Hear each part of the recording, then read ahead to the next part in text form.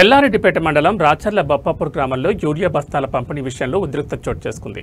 460 బస్తాలతో వచ్చిన యూరియా లారీలోంచి 240 బస్తాలు మాత్రమే దించి మిగిలిన 220 బస్తాలను మరో గ్రామానికి తరలిస్తుండటంతో రైతులు అడ్డుకున్నారు.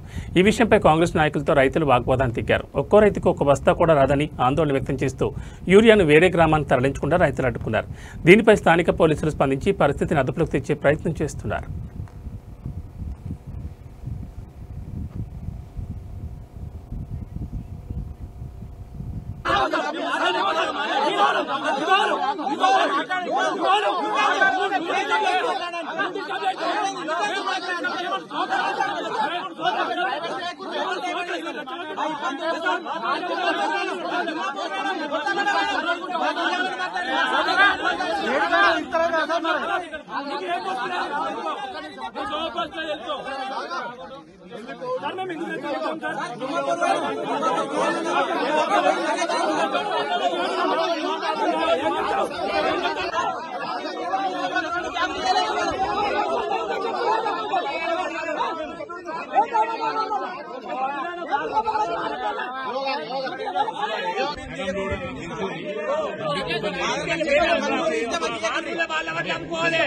మార్కెట్లకు రావద్దు వాడు మేము కూడా రాసిస్తాం.